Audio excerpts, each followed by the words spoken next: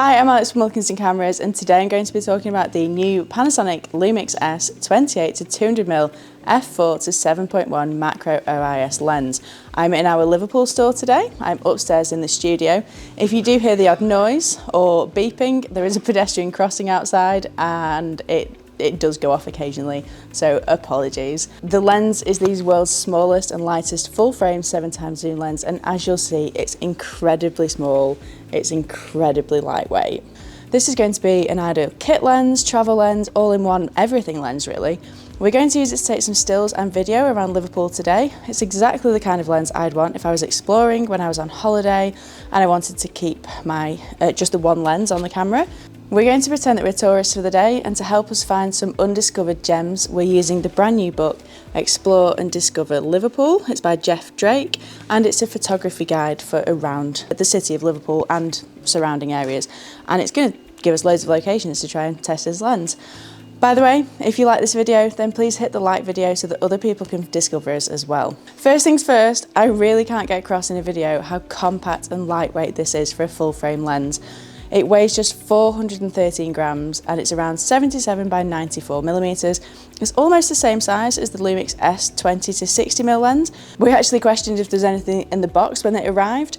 It reminds me of a lens for a Micro Four Thirds camera because it's so small and light. The fact that this is for a Lumix S full frame mirrorless system is pretty incredible really. It takes a 67mm filter, and we're going to be using a variable ND filter today, as we're going to be shooting some video with it. With it being so light and pretty well balanced, you can even use this on a gimbal. So for content creators like us, having the ability to have all these focal lengths in one lens and use it on a gimbal is absolutely brilliant. Lumix have designed a lot of their lenses with videographers in mind, and they also carefully consider the types of lenses that videographers might be using or switching between gimbals. So this lens is actually very closely balanced to the Lumix S 14-28mm lens, which means that you should be able to swap and change between these two without any major rebalancing of your gimbal. The 14-28 will actually be a really great second lens to have alongside the 28-200mm, as it's going to give you coverage from the really wide end right up to the telephoto. Sticking with video features, Panasonic promised suppressed focus breathing and smooth exposure changes throughout the zoom range of the lens. So even when you're zooming in and the aperture of the lens is changing, you'll see that you get a very smooth change of exposure. It's not going to jump exposure between focal lengths. This is a really nice touch.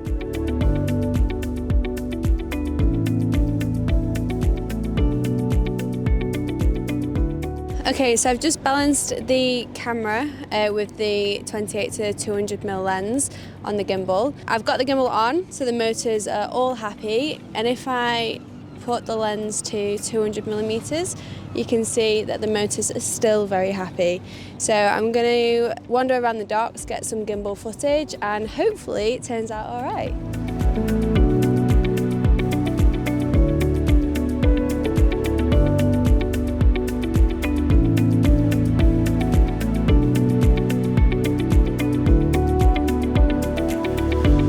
Another great feature of the 28-200 is that it's got the ability to close focus down to 3 centimeters away from your subject and produce half macro images at the 28mm end, which means that this is just a really great all-round super versatile lens.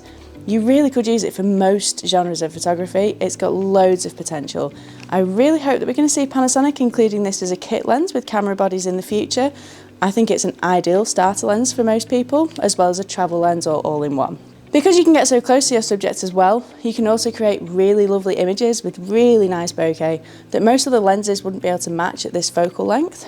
The bokeh the lens gives is nice, it's smooth and it's round. Obviously this isn't a fast aperture lens, it's an f4 to f7.1, so it's not a lens that you'd necessarily choose if depth of field and bokeh is your main concern.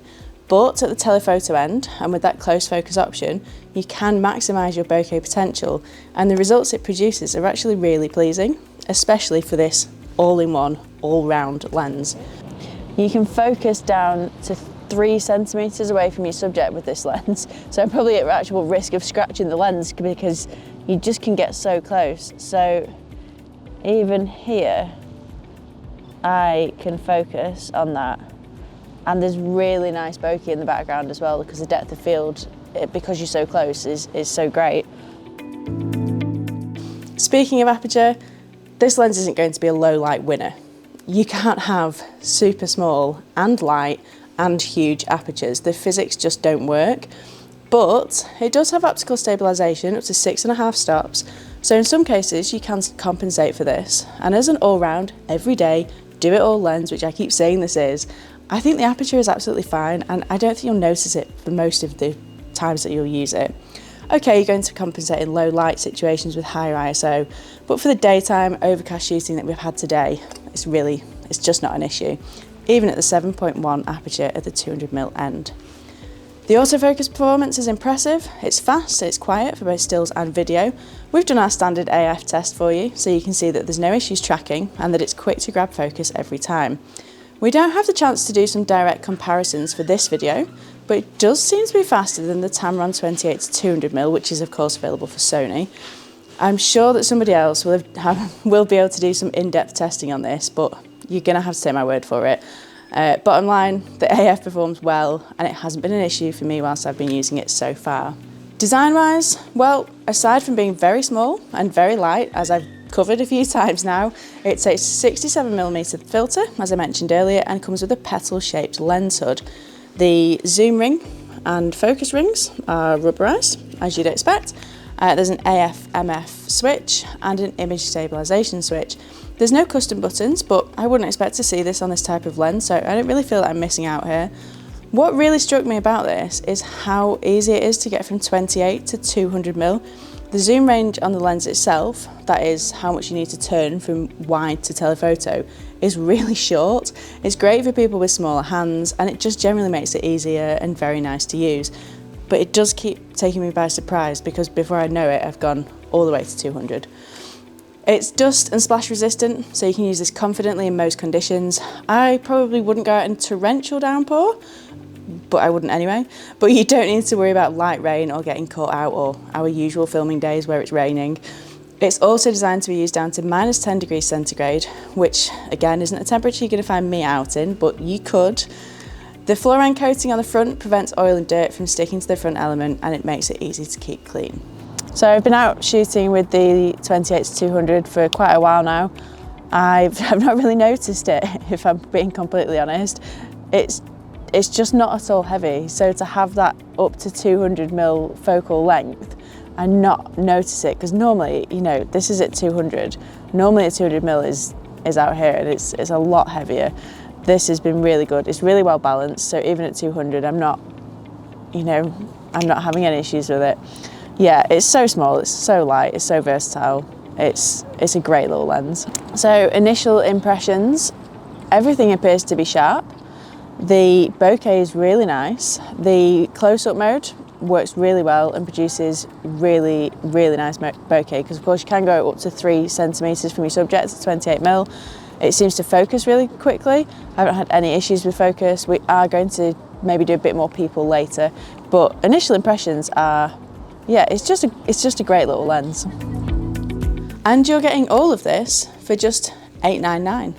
Or at least that's the price at launch. I've put a link down below where you can check the current price or to buy online if you're based in the UK. I really think that this is a great lens for Lumix S cameras, and it was less expensive than I expected it to be. The images that we've taken so far have been really nice, it's performed well, and for such a small and incredibly versatile lens for both stills and video. If you want an all-round lens, a great travel lens, just a do everything in one place lens, you definitely need to consider the 28-200. I know that the aperture is going to put some people off, but there are other lenses for low light shooting or for the ultimate bokeh fans. This lens is designed to be small, lightweight, and very versatile, and it excels in these areas. What do you think? Are you a Lumix S shooter, and is this lens calling your name? Or are you considering switching and starting with Lumix S, and this lens is going to be the reason that you make that decision? Let us know what you think in the comments. Thank you so much for watching, and if you haven't subscribed yet, then please do, and don't forget to check out our other Panasonic reviews as well.